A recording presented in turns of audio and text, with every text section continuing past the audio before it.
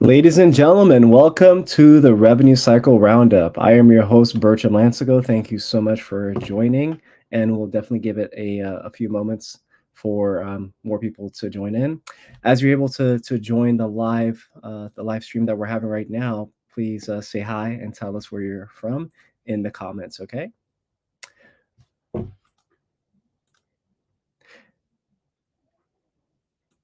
Really excited for this week's episode for a few reasons. So last week was a crazy week for me personally and professionally, so we weren't able to have it. So we're going to be doing our November sessions back to back with the roundup. So we're going to have it this Wednesday as well as next week Wednesday. More about next week's guests towards the end of the live stream. And this week's episode is going to be so powerful for a lot of you. So whether you're tenured, whether you're entry level, somewhat in the middle, Jennifer and her story and what she's going to be bringing to the table is going to be so inspiring for a lot of you. Jennifer and myself actually go way, way back. I'm talking like way, way, way, way back when I first got started within HIM. And we've always kept in touch. We've always networked together. We always try to help out one another. So definitely looking to share more of that with each and every one of you. But yeah, really looking forward to this week's roundup, and I really looking forward to jumping to the jobs and all of those things. For those first-time guests, and let's say we've just been connected as a recent, and you're like, Bertram, what is this roundup thing? What are you doing? So I felt that we just had a really big disconnect, okay, for a lot of reasons, okay? One of them being is that we have two major associations that have thousands, and maybe one of them has hundreds of thousands of members, and they would have, let's say, regional or local or state conferences. But I had a hard time at the conferences just networking and seeing people. I'd say, hey, I'll see you a little bit later, maybe when we're not in the middle of the restroom or something like that, and then totally miss the person, right? And one of the big things for me is I believe that there's just so much power in networking, especially when you get more experience. It's less about what you know and more about who you know and applying what you know to that person's organization and that person's team. So networking is almost everything for me. I can definitely say within the last 10 to 15 years, the big career jumps I have made have not necessarily been from applying online, but actually networking, connecting with people, maybe even some quiet hiring, you would say. Okay. So more about that, in a week or two, but I'm just really excited for the roundup. And what we're doing is we're connecting people, we're sharing jobs, we're sharing opportunities, we're learning more about different opportunities within revenue cycle than coding, because revenue cycle, here's a news flash for some of you, it's more than just medical coding. It's more than just billing. It's more than just the revenue, right? There's so many positions and opportunities and people that I network and I talk to on a weekly basis, if not a daily basis. I feel that the roundup should bring more light into that. Love the podcast that we have within our associations and within our industry, but it almost seems like some are just going one side or another, whether that be totally compliance, and that's fine, totally into like, let's get new entry-level medical coders hired, or I could have done one just totally on recruiting as I've done in the past. But I wanted this to be a salt and pepper type show, meaning that you don't necessarily know what you're going to get, but we're blending a lot of whatever is in. So we've had leadership within HIM, we've had practice management, we're going to have public speaking, we're going to have a different side of compliance, in a few weeks from now, maybe towards the beginning of the year. We're looking at having some AI conversations. I really wanted to have something that would be very colorful and where even somebody that was tenured within the industry would join weekly or bi-weekly and be able to learn something. So thank you so much for joining, for those who have attended, and let's go ahead and let's get started. So as I mentioned, the reason why we're having this, so whether that be weekly or bi-weekly, for these next 2 weeks is going to be definitely back to back, as somewhere where we can network, we can share jobs and opportunities. We're definitely going to have the candidate spotlight. And what I'm going to do starting this week is, instead of, because I know some folks may have to go, right? Or we may run over and maybe you don't get a chance to stay for the candidate spotlight section. We're going to open that up, meaning you're going to be able to share your contact information, your skill set, your name, your LinkedIn, for example, as to you being open for opportunities. And then towards the end, I'm going to create a little highlight reel, and I'll just go through the comments and highlight those folks that are currently looking for opportunities. And as you've commented, any recruiters or hire managers that come back to this live presentation, as it's being recorded as well, can go through and contact you and reach out to you, or I will try my best to create a little snippet under a minute that's going to have that information and share that with recruiters. Because I believe, sharing is really what it's all about. It's all about networking, sometimes paying it forward or paying it backward, either way. So that's what we're going to do. We're also going to have an employee or vendor highlight as well. Okay, cool. So congratulations are in order. We actually had our third indirect hire. So somebody I've been in talks with as of recent, they shared with me and they said, "Hey Bertram, just want to let you know that I accepted a reimbursement team lead role. So not exactly coding as they're looking to get into, but it's a step in the right direction." And these indirect hires, as I like to call them, they're more from people that we've connected with or people that have regularly attended the roundup, and they got some tips and tricks as to how to take that next step forward. Or maybe they got exposed to something that they don't necessarily do, and they're like, well, hey, that would be something that I'm interested in. I want to learn more about that, get a certification, whatever the case may be. Them growing as being a part of our network and the roundup has helped them get their next opportunities. So that person did share that with me. And now we're at 3 hires. So we have Misty, we have Kathy, and we have Kanya. So thank you. And our goal is for us to help and assist around 1,000 people or more. Sorry, not 1,000. Sorry, 100 people or more get hired, and get those next jobs and opportunities. Because that's really what it's all about. It's really all about us taking it to the next level and for us to learn and be better prepared for that. Whenever I attend a conference, I like to just attend and be an attendee because we're able to learn so much more. Okay, so we have Sabia that's tuning in. Good morning. Thank you for tuning in. Angela, thank you so much. Good afternoon. Feel free, ladies, to share with us where you're from. I'm in Clearwater, Florida right now. The weather is fantastic. It's like 73, not as much humidity as we're used to here in Florida, so it doesn't feel like a swamp. And that is a nice change that we're having. But thank you so much for joining. Okay. All right. So our challenge, if we can get to 250 live attendees, we can bring it to weekly. So let's see if we can do that. And I know right now with a lot of live streaming, the numbers are going to be down just because of the holidays. It is like hectic. We got a lot of things going on, right? One of my clients, they're like, "Hey Bertram, I have to meet you like this week because next week I'm going to get ready for my trip. And then from Thanksgiving, I'm going to be gone for a lot of the time." So I know we have a lot of that going on. Even me, myself, last week, we had a birthday in the family. We had Halloween. we had a birthday party for that person, a few days prior. There's just like everything is back to back on top of like life and trying to please our clients. So it's yeah, it can be crazy at times. Patricia, good morning. Thank you so much for joining. You said that it's 80 in Springfield. So thank you so much for joining. And Angela is in Georgia where it's 75. So it's probably a little bit warmer outside, but when I was driving in for my morning appointment, it said it was like in the 70s. So you know how that is. Probably it's cooler in the shade. But yeah. So really excited. Today we're going to talk more about compliance and why it is important. Okay.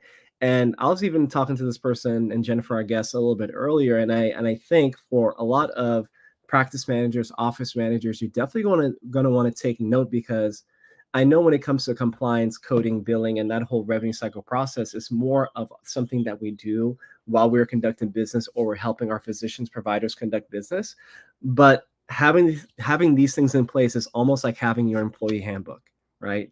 You have to have a go-to and something that you can turn to when you may have a conflict or when there may just be a misunderstanding, right? And just because you've done it a certain way the whole time doesn't mean that that's how it should be done. There are a lot of compliance changes that happen throughout the year, as I'm coming to find out. Remember, I am not a coder. I'm more in the executive recruiting, staffing, back office side. But how are you going to make sure that those changes take place and those changes are applied within your practice if you don't even know or have a go-to person, SME as well, to turn to? So Jennifer is going to help us out with that and navigate that and find out exactly what we should do if we're not fully prepared as well. As I said, we're going to share jobs and opportunities, vendor spotlight, Ask Mr. B section for a live question that I can answer, and candidate showcase and open networking at the end. Any last questions anyone might have as well. Okay. All right, so I am going to go and I'm going to share the sizzle, I like to call it. So the sizzle is what we use in the staffing world. You're going to have a whole resume that's 2 pages, a CV that's going to be 5+ pages, right? But how we would usually communicate between recruiters, hiring managers, etc., is with something called a sizzle. It talks about the person, where they're from, their experience, maybe their certifications, their skill set level, trauma level 1, provider office, whatever that case may be. And we would be able to communicate, because at the basis level for staffing and getting people hired in jobs and opportunities, it's not necessarily about getting your whole resume out there. give them a little piece, right? Give them a little sample, almost like when you go to Costco, Sam's Club, BJ's, whatever your warehouse club is, right? Giving them a little sample that'd be like, okay, yes, I understand how this person could possibly affect change. And from there, they can request more information, maybe even interview that person. So the sizzle format is what we use in the staffing world. And I think if you're looking to showcase your abilities and that you're open for opportunities, remember, right now, you do not need to wait till the end. Okay. I will showcase it at the end, but if you see the sizzle and if you want to go ahead and comment, feel free to comment with this sizzle in the comments. And if you're open for opportunities, I want to create a little highlight reel towards the end that the recruiters, maybe they can turn to the 50th minute, the 40th minute, whatever the case may be. And like, hey, these are the people that are open for opportunities. And I want to share these with the recruiters and people that are part of my network. Well, Bertram, you're a recruiter. Isn't that like a conflict of interest? And well, what is their interest? Their interest is to get people hired, right? My interest is to do the same, even if it's not through my organization. That has always been one of my founding principles. And I always tell people too, like, hey, you got a better opportunity, more money, probably a better situation. Maybe, it's not remote or it is remote, whatever that person is looking for. I would encourage them to take that job. I can't, as a recruiter or even as an employer, I can't always say that I will always have the best opportunities. And I would always say, hey, maybe we didn't get you this round, but maybe we can get you on the next time, right? Because there's always usually another time that we can work together. So, and that has enabled me to not just work with some consultants, on a one-time basis, on a transactional basis, but multiple times. Maybe we even had a conversation. I remember during ICD-10 implementation, I was talking to one of the folks that I've worked with in the past, and they were like, well, Bertram, I am looking to do something like this and something like this. And it was in the middle of that whole ICD-10 thing. The position did not exist. But the fantastic thing about it was we had a conversation and I understood what that person was looking for. So when that opportunity came up, I was able to help them get it and get their resume, their sizzle as well in front of the hiring managers. And guess what? Fast track. They got hired, they got selected, made great money for the organization as well as for themselves, and everything was great. So I'm gonna go ahead. I'm gonna share this sizzle in the comments. So this is a little bit weird. On the platform that I'm using, I don't happen to see a lot of the comments that are coming in. But when I actually go to the live stream, I see Refka. You said that you're from North Carolina. Thank you so much for joining. Jennifer's on here as well. We have Julia. We have Erica. So my apologies. A lot of the comments that you're sending us are not coming through. So this stream goes to YouTube. It also goes to another platform or two. And I believe maybe because it's streaming to those multiple platforms, it's not giving me all of the comments that are coming. Maybe we need to only have it on LinkedIn. I don't know. I'm going to have to figure that out. But just as a heads up, a lot of the comments that some of you have put in there, I have not been able to see it. So we're going to have to figure that out, little technical difficulties. But you know what? It's okay. I can go back and forth to make sure that I didn't miss anyone. Okay? Fantastic. So I would like to introduce to everyone Jennifer McNamara. Now, Jennifer and I have, as I said, we've been in contact for a very long time, and she's always been fantastic to work with, partner with, collaborate with, and we haven't had the pleasure of knowingly meeting in person, but I know that's going to happen here, here very soon in the future. So she has over two decades of experience. She's a healthcare compliance expert, recent position as a healthcare compliance officer for 2 medical practice. Just talks about her prowess as well as how she can really help healthcare organizations. She's the founder of Healthcare Inspired. That's one of the companies that she's inspired and created and founded by herself. And she and her team analyze the healthcare data to identify risk within the organization. That's a word we may hear a lot about today, risk. And their mission is to empower providers with the knowledge to maintain compliance and deliver top-notch care, not just for the providers though, for those RCM and revenue cycle professionals as well. She's a respected speaker, and she's live. She has podcasts. Jennifer does it all. You may have saw a LinkedIn post from me as of recent. Jennifer has been the employee to the employer and everything in between. Consultant, educator, speaker. The list just goes on and on. Her resume is not even a resume. It's a CV like 15 pages deep. But what I love about working with Jennifer is that she's so humble, so easy to talk to, so easy to get a hold of. If I happen to need anything, I know I can call her, text her, and she responds back very quickly. She's very active on LinkedIn. Guess what, guys and ladies? subject matter experts, they're active on LinkedIn usually, right? Because they know that's how we can interact and that's how we can be live with a lot of the audience and the people that we're going to serve. So, yeah, I would say welcome, Jennifer, to the roundup. Thank you. I'm so excited to be a part of this. I have to say, knowing you as long as I have, I first want to Yes. say I'm so proud of you for what you're accomplishing too. And it's great that we're still connected and that we're doing, what we can to help others in the industry. Yes, yes, yes. So Jennifer and I first got connected. I believe it was one of my first recruiting positions at one Yeah. of the big firms, whether that be K-Force Healthcare or whatever. And I don't think we ever got a chance to actually get you on an assignment. But what we did was we were working together as to what we could possibly do. So as you Mhm. know, when it comes Yeah. to physician coding and prophy coding, outpatient coding, a lot of times it's very specialized, right? You can't take Mhm. somebody from a dermatology office and put them in radiology. But we Yes. work together. I mean, you didn't have an issue when it came to testing skills and experience. Definitely not. It was more about finding that right match. Mhm. For Yeah. me and my approach to things, I don't just throw posters to the wall. I really like to make sure that I have the right match. What somebody's looking for, what they're looking to grow into. I take the whole like what you're going to do in 5 years and I really dive in because if that person doesn't see themselves with the organization in 5 years, I mean, that's really a short term assignment. And not that it was just fueling what we were doing or how we were getting paid by revenue for the company in the back office 5 years. 5 years is decent for somebody to work for an opportunity and go into the next thing. Yeah. But I loved my consultants and I wanted them to work for us and partner with me forever. So for Mhm. me, 5 years was a short stint. But yeah, it was funny. Like as soon as we happened to find something, Jennifer was already on to the next step. Like she already grew, and she's like, "Well, I'm not necessarily a coder anymore." Like she's like, "Okay, I'm doing auditing, and then I'm doing education." Like she was just snowballing, and she was evolving, and she was just going that fast. You know, not to just take the spotlight for a second, ladies and gentlemen, you have no idea. There have been folks that had their CPCA. They reached out to me and they said, "Bertram, I'm looking for a job." I see somebody got a director position, right? And I just congratulate them, and I like to go to my messages to see if we've connected in the past. Like, how do we connect? How do we know each other?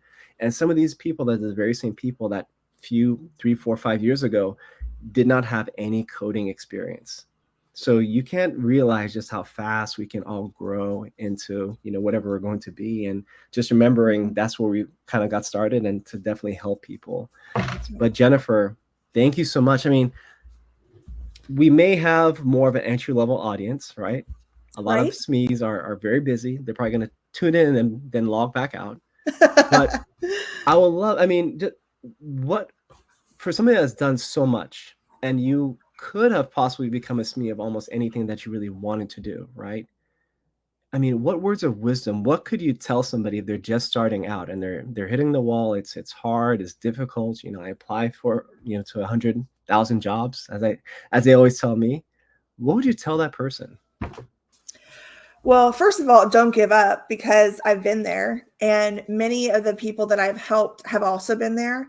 And it's Mm, really a mindset thing.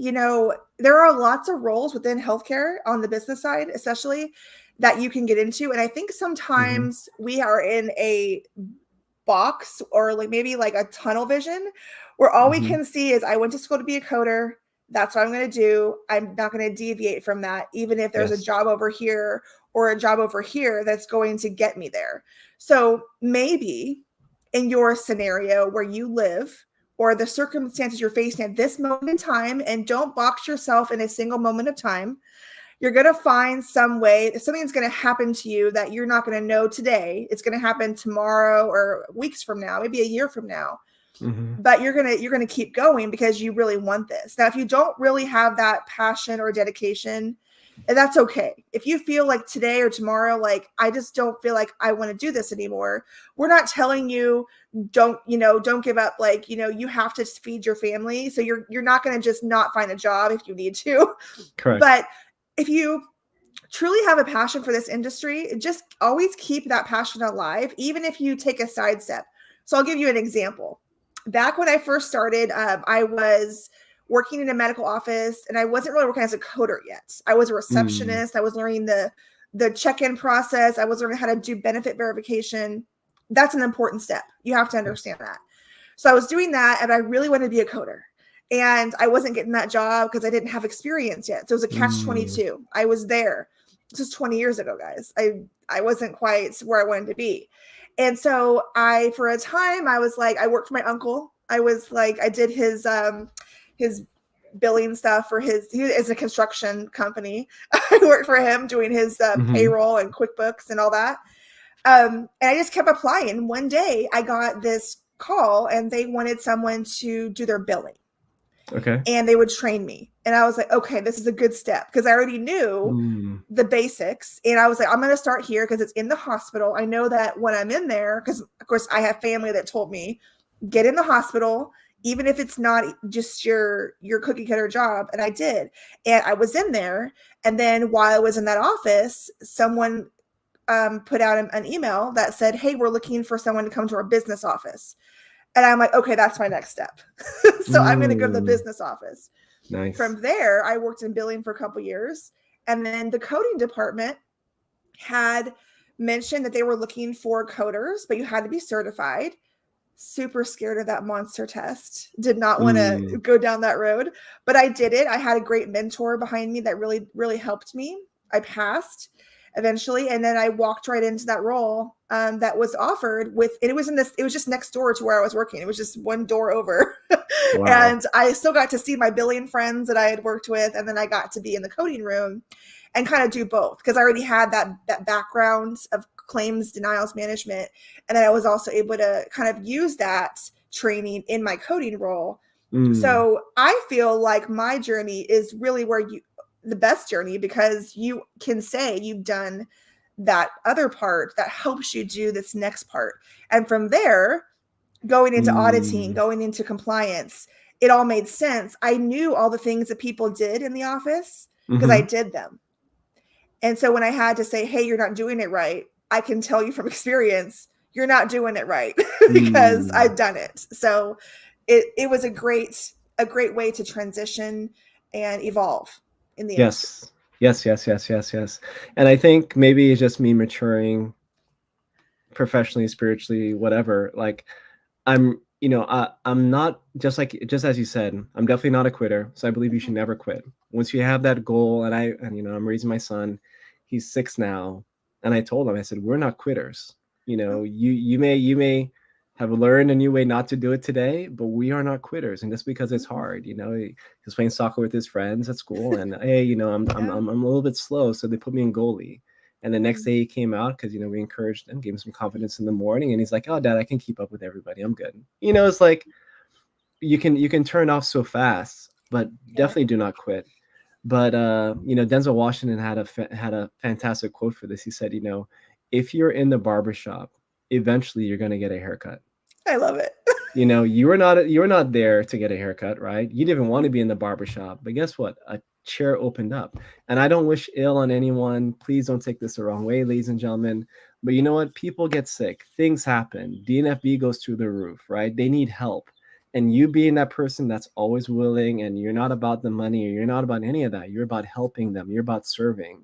And what I am coming to, and one of the great inspirations for this live stream is that, well, I need a lot of things, whether that be for my business or for my clients, but that's not the right way that we serve, right? How much better is the world going to be if all of my needs are served? So I said, you know what, let's flip it. Let's actually create something that I help recruiters find people, and I bring, business subject matter experts to promote their business and what they're doing, and just promote them, right? Let's take it from me, let's put it on other people, and let's see what happens. And imagine the difference. As you said, you had a mentor that helped you, that was able to kind of like pull you from behind. You had to do a lot of the work, but they're able to kind of like pull you or give that little push to help you go there. We've all had that person. And I think a lot of folks are hitting the wall and they're saying, well, hey, I don't happen to have experience and all of that stuff.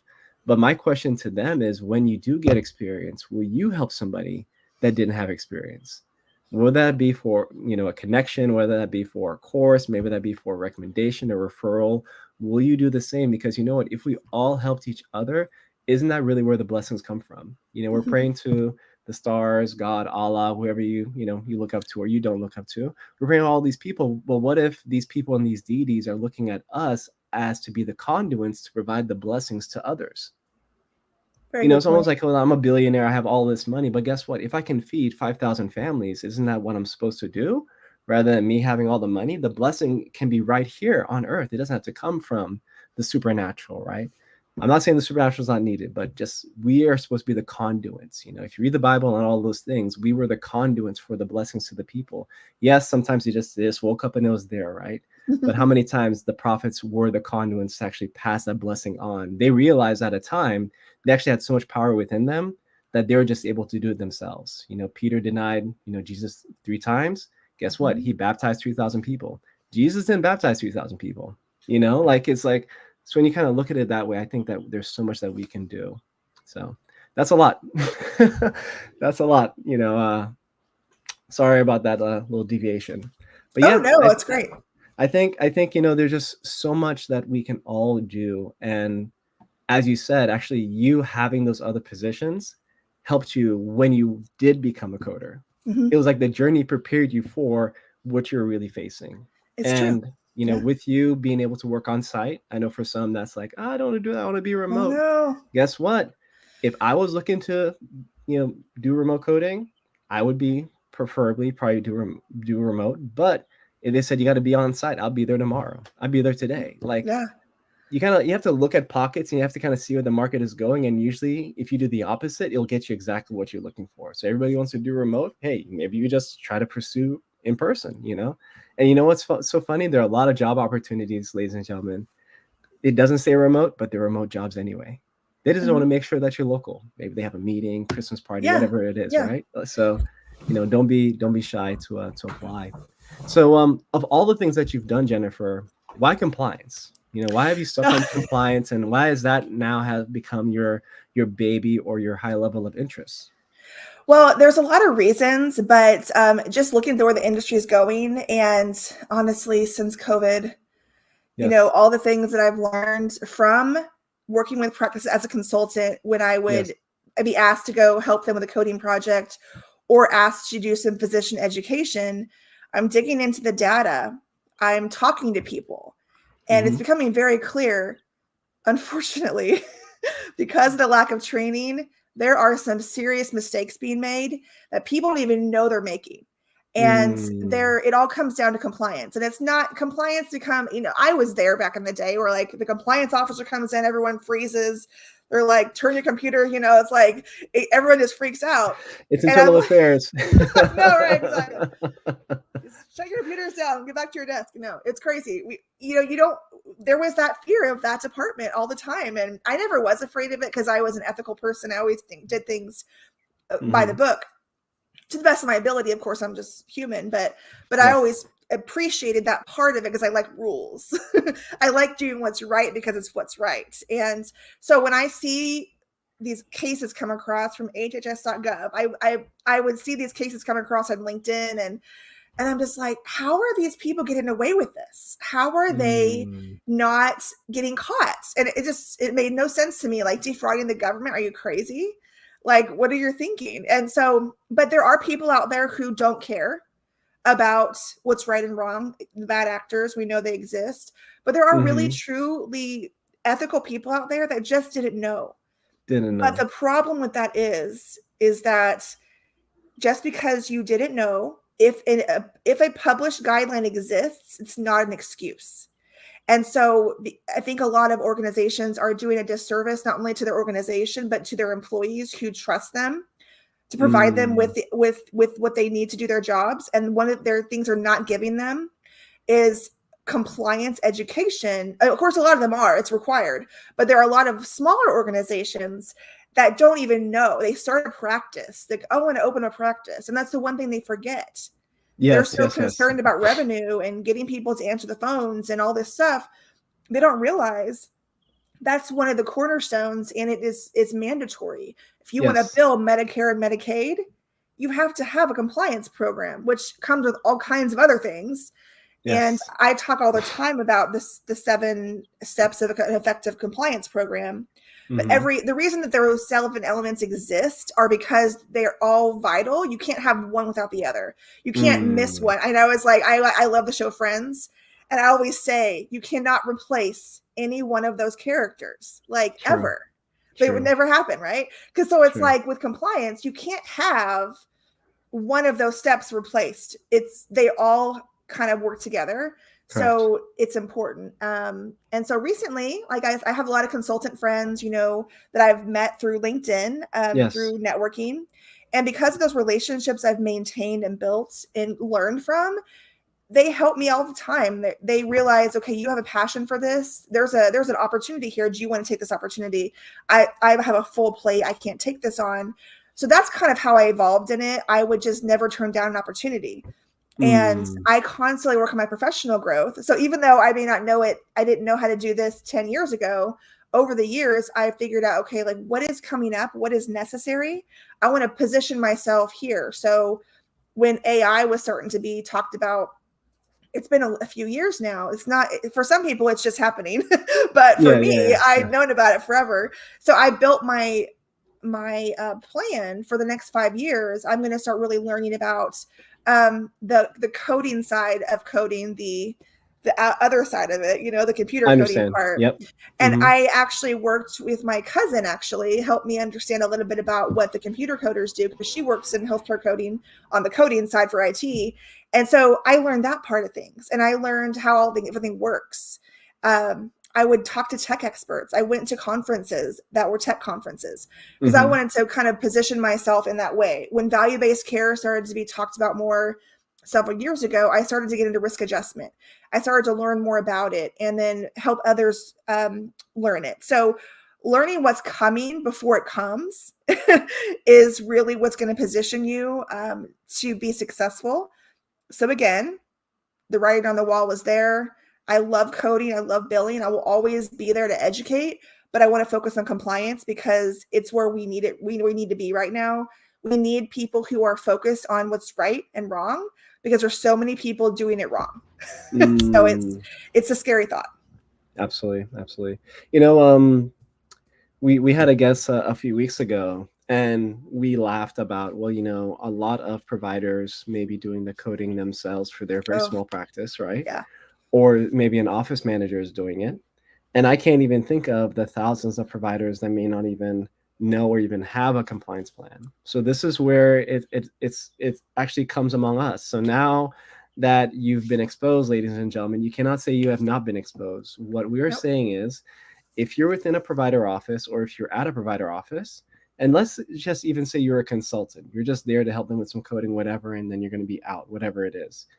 Definitely ask the questions about who's doing the coding, how the coding is being done, if those folks are being updated or the tools that they're using, encoders, for example, are being updated, as well as what the compliance plan is. Because I can tell you, the big guys do not mess with this. Some of my clients, one of the things that they'll ask me is, Birch, we need to know your compliance plan. Not only they need to know our compliance plan, they also need to know as to if we have employees that are not up to the standard, what is the process for them, whether that be education hours, like they're asking for all of these things. And I didn't even know what this was. So I went to my SME. I'm like, I need a compliance plan. And she's like, okay, and she got me something. I'm like, oh, wow. I'm like, wow, this is good. I'm like, Mhm. this is what I didn't know what it was called, but I knew that we had something that had all of those things in it. Mhm. Yeah. And I think it's as we are now, like, better educated, we know what that is.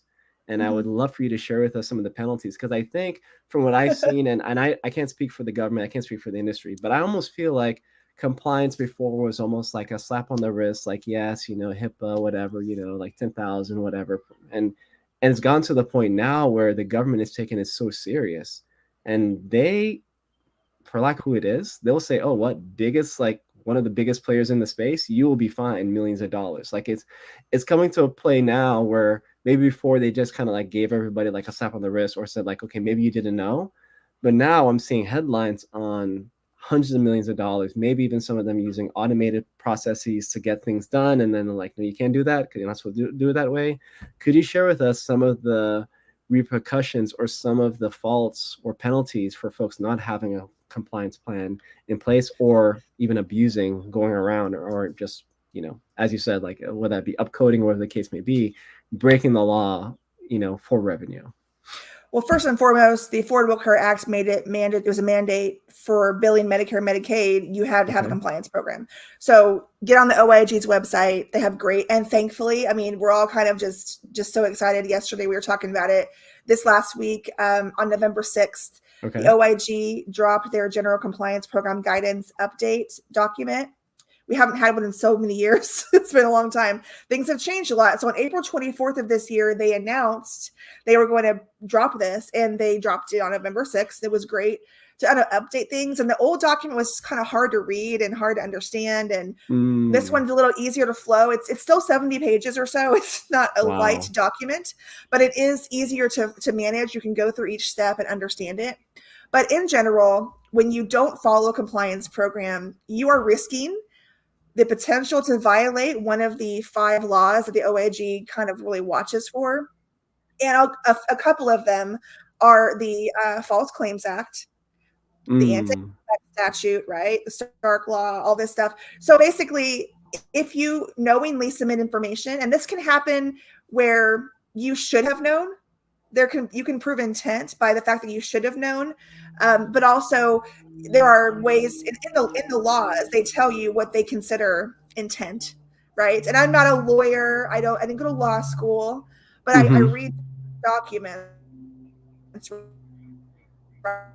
right? So I encourage everyone to read these documents. There's a civil monetary penalties law. So if you get caught up in one of these things and you have to pay these civil monetary penalties, it can add up quickly. Yes. And so definitely go on OH's website and get to know it. You need to know what it says and what the implications are. But let's just say, for instance, I had this happen recently. I was talking to a practice, and their coding person was also doing their compliance, and they were just kind of wearing so many hats. And the poor girl, I don't even know. And I think some physicians don't even know what their staff is doing for them behind the scenes. But it's a dangerous slope to be on when you have to look at, okay, you have someone doing their billing and coding, and they have to also make sure the employees are doing their compliance. How is that even, like, that's double dipping, guys. It's not really working for you. Yeah. And so you got to think about that. You need a dedicated person, because again, if you're going to bill Medicare and Medicaid, it says you have to have a compliance officer. You have to have somebody managing them too. So they can't just be off on their own doing their own thing. They have to also be managed, have someone they're accountable to, right? You have to understand your staff, right? What are the billers and coders doing? So let's say, for instance, you have 3 coders. We talked about this earlier. 3 coders, and there's not a clear rule on something, right? In guidance, and they're all doing their own thing. You could have several different outcomes that could be scary outcomes. But if you have a policy on something where there's not a clear like guidance from Medicare or your payer, in this situation, we're going to handle it this way. Everyone knows it's going to be done this way. That's helpful because you're going to have consistency. But then if you have a rule that comes out maybe January 1st of this year with the new final rule that came out, right? And for CMS, if you don't update your team on what's coming, how we're going to handle telehealth situations, what modifiers are out this year, what are the new codes, and how does it affect us? If no one knows that, they're going to keep billing the way they always have. They're going to get a denial. It's going to keep going out the wrong way until somebody educates them. Yes. I mean, yes. It's insanity, right? It's a slippery slope. Yes. Absolutely. Yeah. I mean, yeah. There's so much to it. I mean, only thing I wanted to say is, I think the magic in all of this is I try to encourage clients, hospitals to think about the power of third party. It's not just, I have to pay this vendor, ridiculous amounts of money or whatever. You can have your stuff budgeted, but there's a lot of power from third party. Do you remember back in grade school, ladies and gentlemen, where they said, take your test and hand it to the person next to you? And for you, it was perfectly fine. The person, they're like, like, what did you do here? Right? Like, there's just so much, even like, we're going through my son's homework. I thought I did it. Wife comes here. Honey, what were you doing? Did you do it? I saw I missed the same mistakes he did. Maybe we're just too much alike, right? I love it. But it's just like, there's so much power in having a third party. And I would encourage each and every one of you to say, hey, do we have somebody to help us out with this? If they say no, or if this person that is overloaded, what if we could contact Jennifer have somebody help us out with this, because that's what we're all here to do. We're here to help you guys. We're here to help keep you out of trouble, and man, the investment on that is second to none. For me, maybe it's a little bit easier for me to give up power because I do not have the skill set. But just as I did with my taxes, I can do it myself. But guess what? Imagine giving that to somebody and they don't just get it done as you're supposed to, but in a timely manner, it's done right, and they actually have a licensure certification they're putting on the line with their job and their whole career legacy to help you out, right? There's a lot of power in that. So, just realize that there are a lot of people that are here to help you out. Mhm. Wow. So Jennifer, I mean, you do a lot. You speak, you're on live, you're traveling the country, there's so much that you do. I mean, where do you see yourself, a few years from now? I mean, it's funny. You talked about AI, and it's funny. I think we are calling it automation before 2020, probably 2020. It's all automation, automation, automation. And as soon as the AI word like caught fire in our brains, we call everything AI now. It's like, oh, it's AI, but we're calling it automation before. Like, where do you see yourself, and where do you see your company going towards? Well, I will always be here to support medical practices. I want to support hospitals. We also do credentialing. So I want to think about outside the box of what are the services that practices always need. That maybe they don't always consider important, but as soon as they have an issue, guess what happens? They realize they need it, and we don't want them to face that. But when that happens, we want them to be proactive.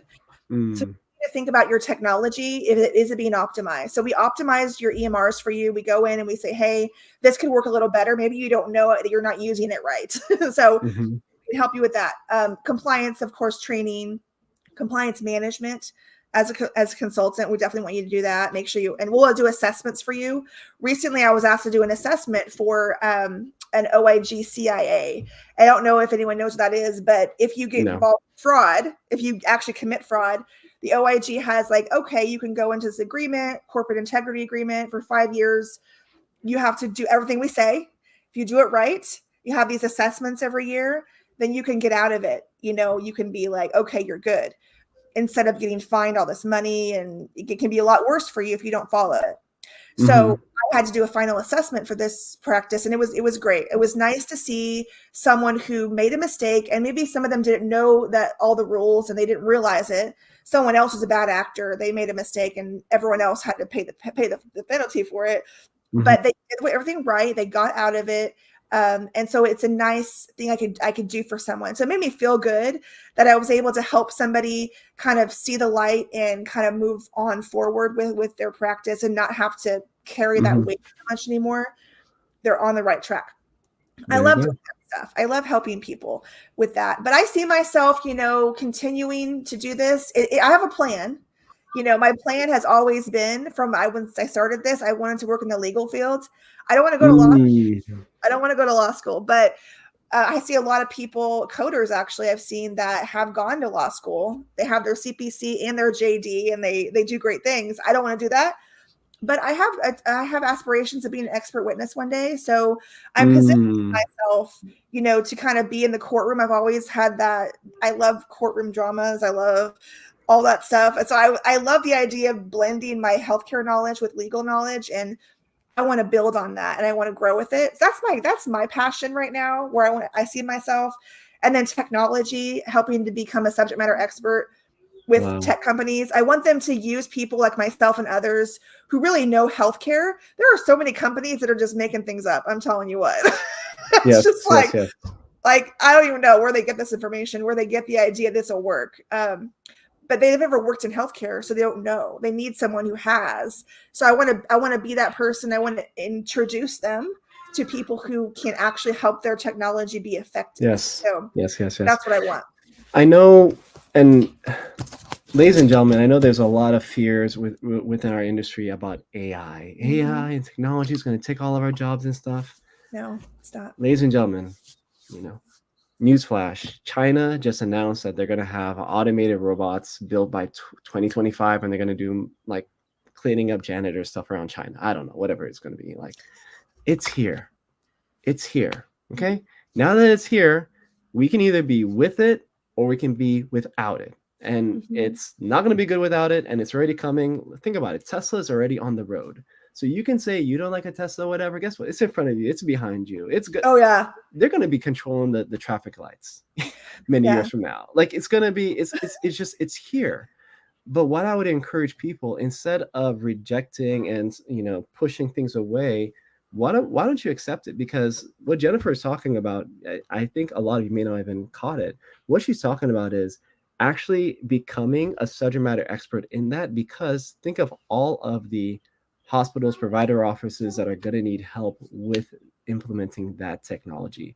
It's almost like when we were implementing EMRs, 20 years ago or so, right? It was almost like, oh my goodness, I'm still on paper. They're like, electronic is here. And what did the payer say? You cannot submit papers to us. It needs to be electronic.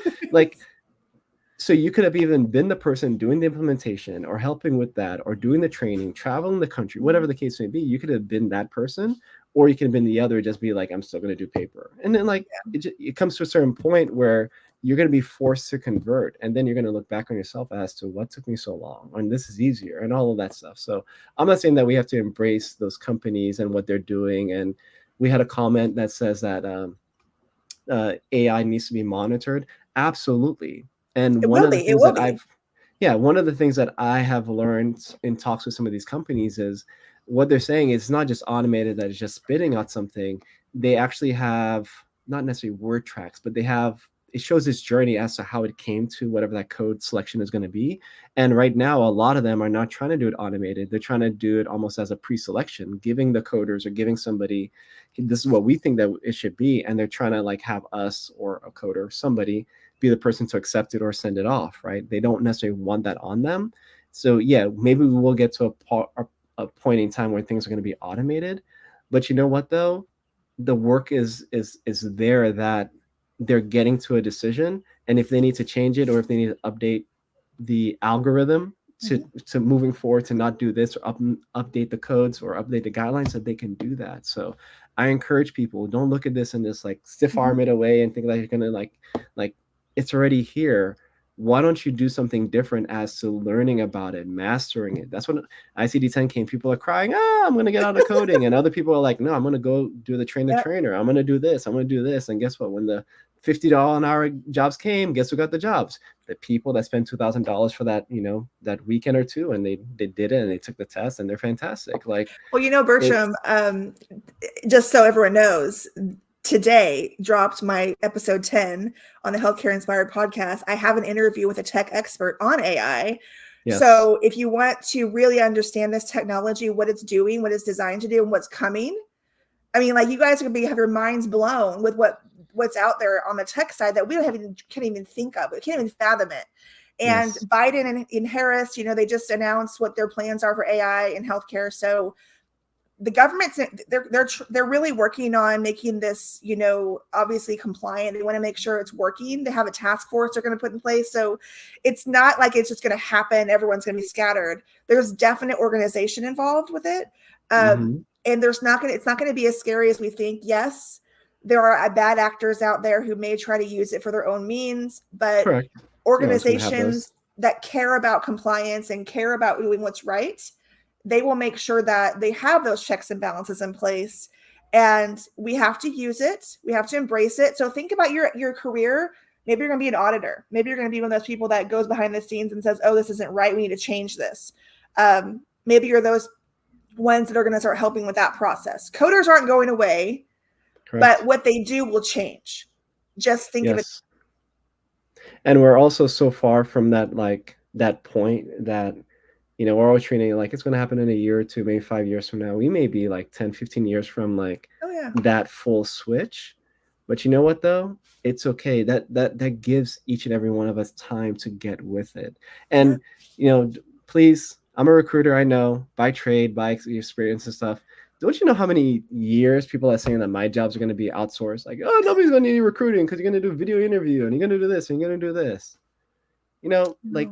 Yes, no, whatever. It's fine. But you know what, though? I am going to evolve. Yes. I couldn't just stay a recruiter and just be in my little pew and like I'm just gonna make phone calls all day. No, like I had to evolve. I had to do something else. And part of this live stream is also that evolution. Like I went from posting jobs to now sharing jobs to now like being live. Like, Yeah. and this is totally unscripted. Jennifer and I do not have a script. I have Nope. nothing written down. Like Nope. like I'm just this is just what we do. But you know what though? It's okay because I also saw the evolution of social media is probably going to be live. Oh It's yeah. I mean, and you know what? It all grabs our attention, and we all go back to watch it. And now you can even see that LinkedIn is pushing a lot of those lives versus just a regular post. Video is great, it's fantastic, but guess what? If they have something live to push, they're going to push that. So, Jennifer, Yep. you know what, man? My mind was blown. I can't believe we were talking 10, 12, 13 years ago about coding jobs, and now we're Yeah. talking about you becoming an expert witness. I was introduced to an expert witness Hmm. during one of our first roundups, and I'm trying to get that person on the roundup Excellent. because just think of the gravity of that, ladies and gentlemen. So coding to auditing to managing to educating to speaking, SME, compliance, risk, and then expert witness. What is an expert witness? Maybe a little preview for that episode when we're able to confirm a date and all that stuff. Like, what does an expert witness do from your knowledge, Jennifer? Well, I know a few of them, and it really Yes. depends on the scope of what they're asked to do. But anyone, if you've ever watched like Law and Order or any of those shows, I love to watch, Yes.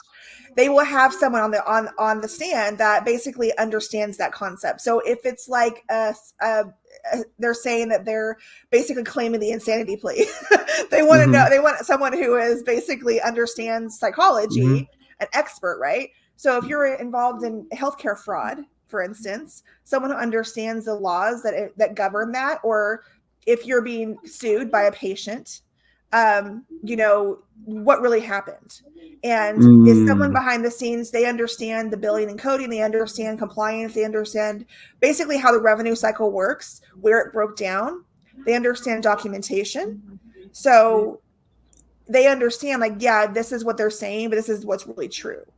And from Mm. my standpoint, this is what is correct. So basically, you're saying, as an expert, in my expert opinion, what I have reviewed and seen in light of the questions you're asking me, this is my expert opinion in this matter. And you're a witness to that on the stand. You're saying that. So I love it Wow. because it's like Wow. been my dream since I was a baby coder. Because I'll tell you, I know we've been talking for a long time here, but when It's I okay. was deciding what I was going to do for a job, like back in high school, my mom took me to her lawyer, and I interviewed with her just to see, kind of figure out what I wanted to do. And she went into tell me about paralegal and even court reporting. I did not want to be a fast typer, typing fast and that speed Mm-hmm. test. I did not want to deal with that. So I was like, I don't know if I can do that. But paralegal sounded fun and it sounded cool. But then I talked to my family who was already in healthcare. My aunt was an administrator at a hospital in Whittier, California. So I didn't really, you know, go that way because I had more opportunities over here in healthcare. But I still had Mm. there, so I thought over time I'm going to build that. And then one day I thought, okay, I can still do both.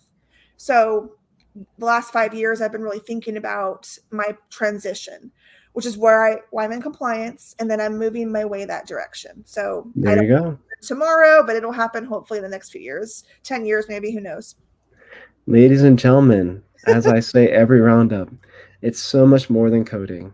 It I know is. that's what pushed impatient, impatient. I need this. CCS, I need this. There's so much more. That's the whole point of this roundup. It's just to show you that it's a lot.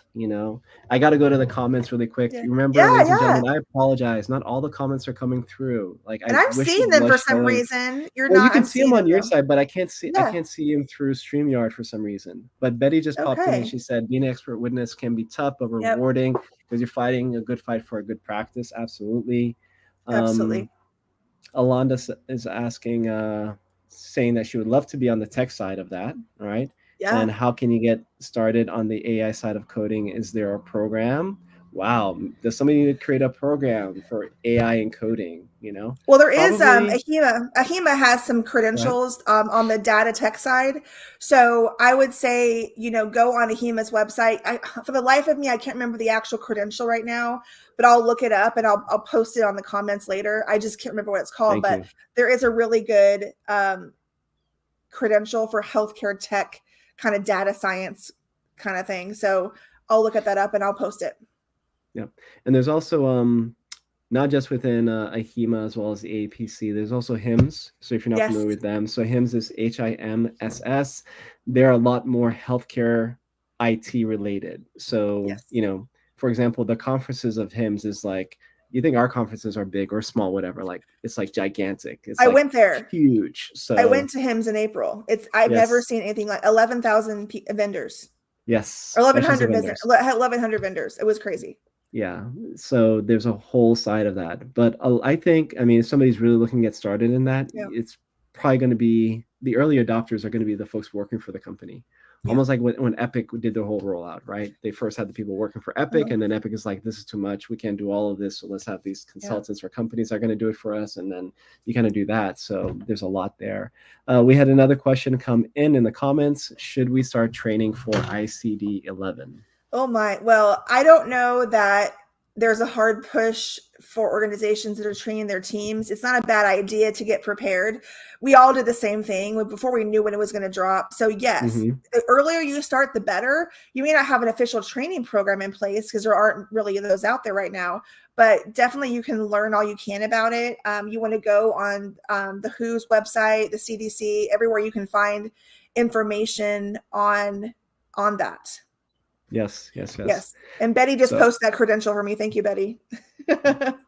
So I have to share Jennifer's information. If you have watched this episode and if you're still on, if you're not connected with Jennifer, it's only going to add value to your timeline. Connect with Jennifer, let her know that, hey, I saw you on the roundup. Thank you for being a guest. Thank you for sharing. You can tell how like beneficial this talk was for us. I usually don't go this long. We're at the 55th minute. I know, right? I took 5 or so minutes. I usually don't go that long, but we got into so much, and that's why I love to do these things just more random, because when you're scripted, you're kind of limiting the top, and I didn't want to do that. I really wanted it to come naturally, and that's what we're able to do today. So I appreciate Jennifer. Ladies and gentlemen, you have to realize, like, for us to get Jennifer's time, it's very expensive, and she's able to just come with us and donate her time. I'm not saying she's but you know what I'm saying. Like, I wouldn't just like tap on her and be like, hey, let's just waste like an hour of our time. Like, I really value what you've done. And, this episode is recorded. So for those folks that are looking to possibly learn more about compliance, we're going to have some different perspectives from different guests. And I think it's going to be fantastic. I just appreciate you. So we have Jennifer's website listed here. It's healthcareinspiredllc.com. Of course, you can search on LinkedIn, Jennifer McNamara, as well as Jennifer at healthcareinspiredllc.com. Please reach out to her. If you do not have a compliance program, you do not know what that is, or if you're like, I need to get the doc on track, but I need some help. I need somebody to plead my case. A lot of times as a vendor or as an agency, we have to help them know what they have at risk. And you may not necessarily know. We don't have a compliance plan, or it's only me. And if it's only you and you're only doing your auditing, I'll to get in touch with Jennifer as well, because that may not necessarily be a very good look. Because at the end of the day, let's say you just have a credential. You don't want anything to happen to your credential as well. Okay. So yeah, get with Jennifer, connect with her. Thank you for being a guest. Jennifer, I'd like to thank you again for being a guest. Really appreciate you. And we will let you go. Thank you so much. Thank you. Have a good one. Have a good one. Bye-bye. Oh, wow. How do we get from like coding to expert witness and that whole conversation? So that was just fantastic. Really appreciate you. So what I'm going to do my best to speed up. Some of the folks that had to sign off, that's perfectly fine. If you want to share your information as a candidate that's open for opportunities, the sizzle is posted a little bit earlier. I can go ahead and post it again if you like, but now would be a good time to do that, because I'm going to speed through these last few slides with the jobs and everything. Okay, cool. So the jobs and opportunities that we have highlighted. Okay. We have Shalonda. She's sharing with us for entry-level coders. This position was actually posted on LinkedIn. So you can actually search right now on LinkedIn if the job has not been taken down by the company Team Remotely based out of Nevada for an entry-level coder. And I checked the job description because there are different types of coders. There's IT coders as well. And, it's actually a medical coding position. So everybody's like, there's no entry-level coding positions. There's no entry-level coding positions. Shalonda posted one. And if you're not connected with Shalonda, I would appreciate you to connect with Shalonda. Tell her your boy Bertram sent you. Okay. We have Samantha Champagne. She's sharing a position, looking for someone to help as a director of RCM. So that's another person that you can connect with. Get connected with her as well. Let her know Bertram and the Roundup sent you as well. We have Connie Jones Bell with DaVita. I don't know, for some reason, I'm seeing a lot of positions from DaVita. We shared hiring managers. I think he was on the compliance side, actually. He shared his information and said, email me if you had these skill sets. Remember, right now, healthcare is not just for the healthcare companies or the hospitals or providers. You're having it through Walmart, Amazon before they shut down most of their health or whatever they were doing on the healthcare side. But now you're going to have a lot of companies that are going to have so much healthcare going on that they're going to have a lot of revenue cycle as well. So definitely, if you're looking for jobs and opportunities, I would consider them. Through Carrie Farley, she is searching for a coding and auditing manager that can also deal with some education. Audit isn't just slapping somebody on the wrist. It's more about education. As Mindy Bennis, one of my mentors, she shared with me. So, that's definitely an opportunity. And get connected with these people. That's the thing, guys and ladies. Like, get connected with these people. So I don't have to share the jobs with you. You can see them. What I love about LinkedIn and one of the LinkedIn hacks that I love is just being connected with people. You're going to have your feed fed with so many wonderful things and jobs and opportunities. And these people tend to share jobs and opportunities as well as the conferences and the things that they're doing. So if you're looking for a job and opportunity, guess what? And you happen to know these people or be connected with them, you're going to see it first. So it doesn't hurt to to be connected with these people and let them know that the Roundup sent you. Okay. The Roundup Spotlight, we've had them for a little while, and that's because I believe in what they do. The pricing is fantastic. We have a discount as well. So we have a 10% discount. You just have to mention the Roundup talent for the code. Okay, that's actually set up on their website. And let's say you're looking to get CEs. Let's say you're looking to get a certification, right? They do a lot on the qualified. So it's the-qualified.com. Let them know that a Roundup sent you. We do not get any kickback for that. That savings is passed directly onto you. I even spoke with them about their pricing and what it takes. They even have some Weekend Warrior courses. I don't believe they're doing any more because of the holiday season. But let's say come January, the beginning of the year, hey, I want to get most of my C's done within the weekend. They can help you do that. Or I want to do like a little workshop. I'm trying to study for the CCS, the RHIA. They can help you do that. These are the type of resources and the type of people that will help you. Funny thing, I got a speaking engagement invitation, and this person was connected with this company as well. And it's so funny when I connected with this company to help them and to promote them because I believed in what they were doing and they're a small business locally to me as well. Like I was like, whoa, this is like so crazy. And I just happened to connect the dots. So if you can show them any love on behalf of me, Mr. B, Bertram, and the Roundup, we would definitely love for you to do that. And I think it's a great opportunity. Okay, cool. All right, the Ask Mr. B question for this week. This person was trying to change jobs and opportunities, and they had a lot of things on their resume. Resume was actually too long. Resume is supposed to be to 2 pages, but it was more like 4 pages, right? And their question for me was, so should she keep it, or this person, should they keep it because they're looking for opportunities within CDI, but they also want to combine some of their nursing and HIM, and they don't want to pigeon themselves in a coding position only. So this person has a nursing background, right? Has some CDI, but they want to be a coder. But they left their resume with a whole bunch of nursing stuff, a whole bunch of CDI stuff, and now they're applying for a coding position. But the resume is too long. You have to remember, most recruiters will spend less than 10 seconds for that first round pass. They're going to spend less than. So having it too long, I feel, is a detriment because you're not able to sell yourself. On the other side, I, as a hiring manager, employer, as a recruiter, I'm going to get a resume that somebody's like, yes, I want a coding position. I've been in doing coding, or I've been learning coding, and I have these certifications. I can start tomorrow. Let's go. Who do you think I'm going to spend more time on? The person's resume that's like way too long, doesn't have any more recent experience, or the person that is like showing me the things that they've done towards what they want to do and what they want to accomplish? A lot of folks will let you know, or ask you not to pigeonhole yourself. Why? Because we feel that with us having a broad sense of experience is going to help us show that we are a better candidate. Okay, Bertram, what are you saying? So I've been a nurse for so many years. I don't want to get into coding, right? I don't have any coding experience. I've only got my CPCA or CCA. And I believe if I show a lot of my nursing experience, they're going to hire me for a coding experience. Yes, but maybe not. Like, it could happen, absolutely, it's a possibility, but it also cannot happen, because if this person was able to do that and find a job, they wouldn't have reached out to me and see what I can do to help them and review their resume, right? So this is what I always say, and this is my tried and true.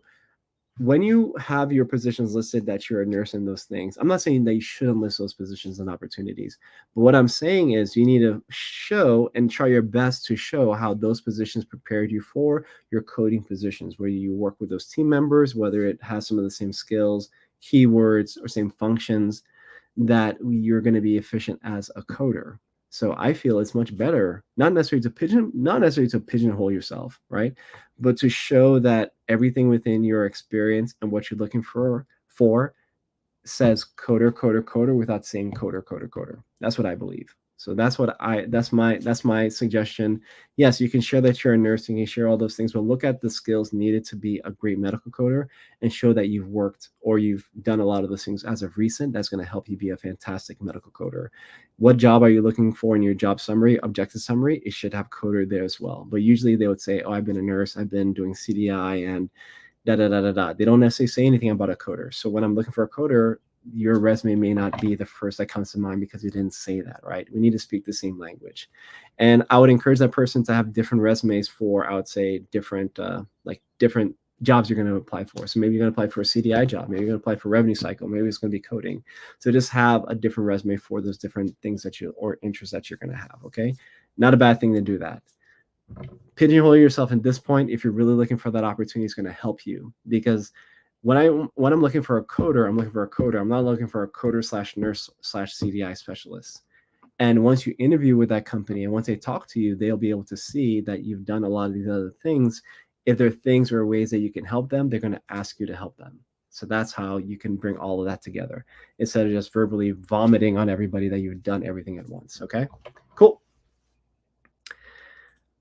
All right, so I'm going to go ahead. I'm going to go to the talent showcase. Recruiters, hire managers, employers, if you're looking for talent, these can be some fantastic folks that you may want to consider for employment. So we have Refka Stearns. She's in North Carolina. She's trained in both inpatient and outpatient. She has her CCS. She has no hands-on experience as a medical coder, but I can tell you she is going to be one of our subject matter experts in the near future. So if you're looking for somebody within that area remotely that she would be a great fit for, please reach out to Refka. Refka, thank you so much for being on the roundup. We have Stacy. Stacy, thank you so much for offline, messaging me, making sure you have the correct link to the correct roundup. We're going to have another one next week, Wednesday, but thank you so much. So Stacy is a CPC, future CPMA. She's getting her auditing credentials. She's looking for a full-time remote position, and this is her email address. So if you're an employer, hiring manager, you may have a auditing compliance type role that Stacey would be a great fit for, please reach out to her. Stacey, thank you again for being on the roundup. Let's see if we have any others.